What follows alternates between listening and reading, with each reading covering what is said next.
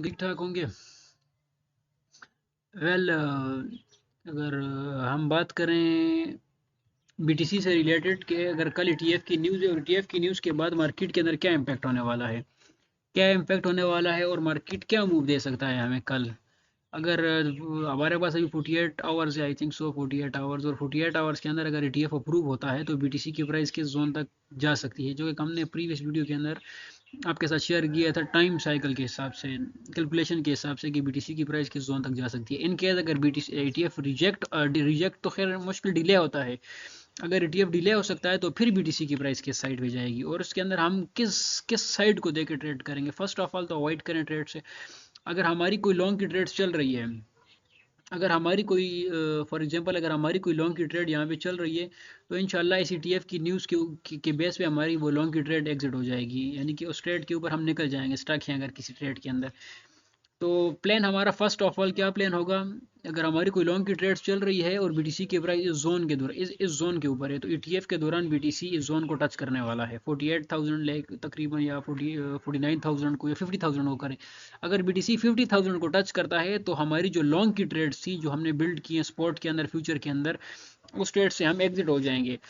और जिस तरह हम उनसे प्रॉफिट के अंदर एग्जिट हो जाएंगे, इन केस अगर लेवल के ऊपर भी हम आए तो हम उनसे एग्जिट हो जाएंगे। और सेकंड जो प्लान हमारा होगा, अगर यहाँ से बीटीसी रिजेक्शन करता है डेफिनेटली, जिस तरह कल हमने चेक किया कि जब गोल्ड का ईटीएफ अप्रूव हुआ तो प्राइस ऊपर गई, ऊपर जाने के बाद प्राइस दोबारा नीचे गिरी और बुरी तरह नीचे गिरी।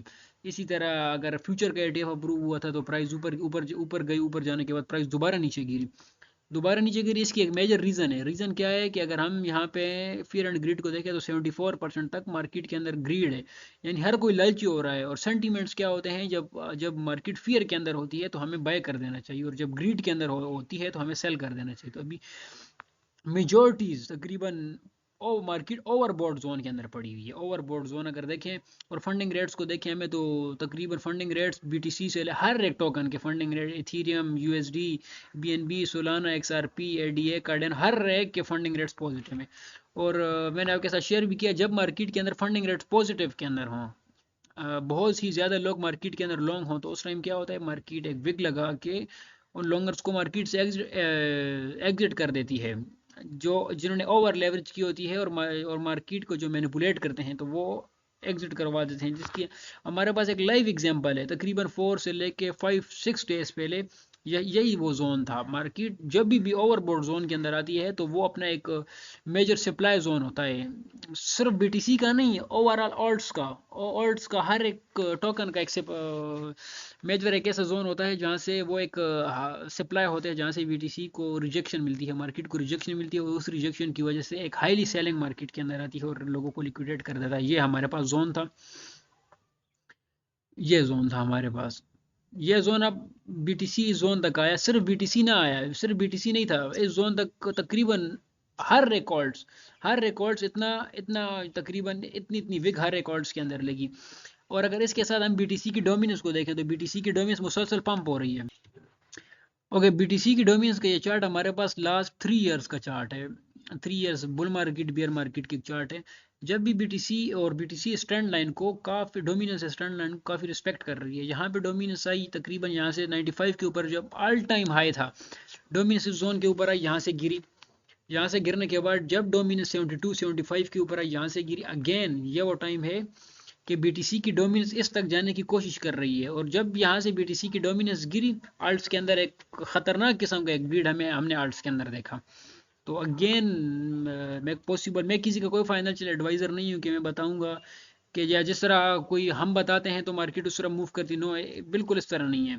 लेकिन यह है कि ख़ुद को सेफ एंड सिक्योर रखें। बीटीसी की डोमिनेंस को अगर हम देखें तो मुसलसल तकरीबन कोई दिसंबर, जब से जनवरी स्टार्ट हुआ, जनवरी के मंथ के अंदर बीटीसी की डोमिनेंस मुसलसल पंप कर रही है, मुसलसल पंप किए जा रही है।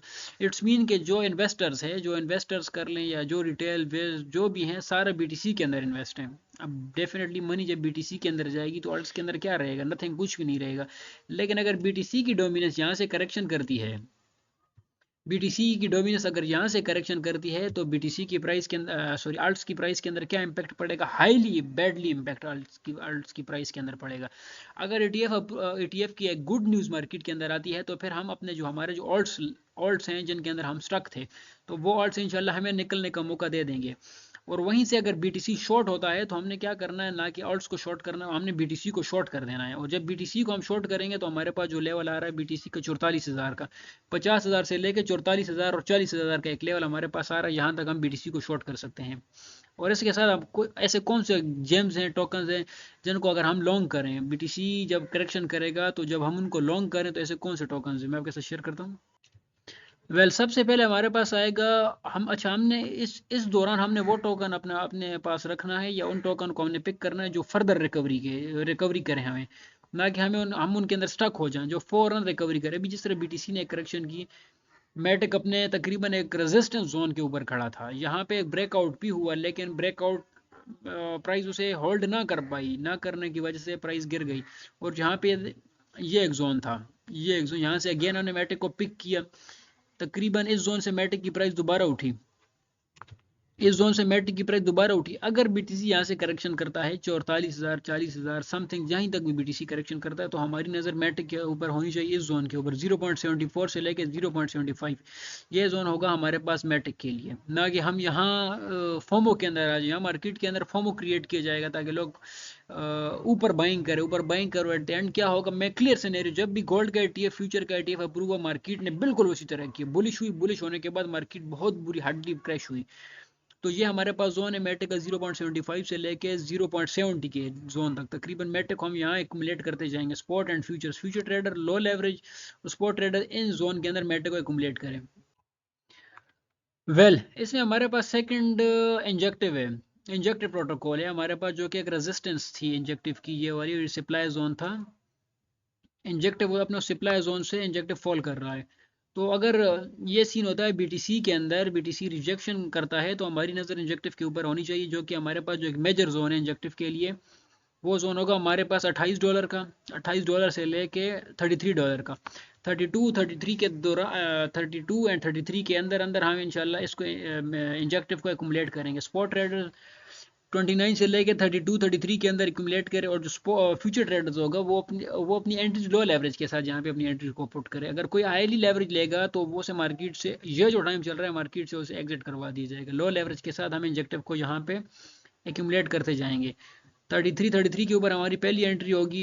इन केस अगर रिजेक्शन होती है, यहाँ से मार्केट ब्लीड करती है, लेकिन यहाँ की अभी इस टाइम की जो ब्लीड होगी वो कोई यानी कि डाउन ट्रेंड नहीं होगा, बल्कि एक विग लगा के लिक्विडेशंस करा के मार्केट को पंप करवा दिया जाएगा। दूसरा हमारे पास जो एंट्री होगी मेजर, जो हमारी एंट्री होगी 29 के दरमियान, ये हमारी एंट्रीज होगी इंजेक्टिव के अंदर।